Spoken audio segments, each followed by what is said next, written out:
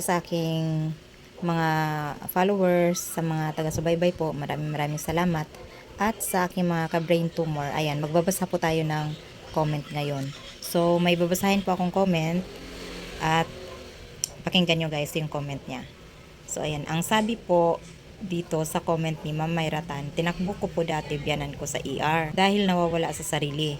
5 swero agad ang nilagay dahil sa pamamaga sa ulo dahil may malaking tumor. Nag-canvas ako ng neurosurgeon.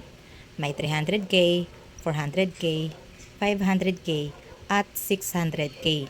Nagtanong po ako sa social services ng PGH at si Doc Gap Ligaspi nirecommend.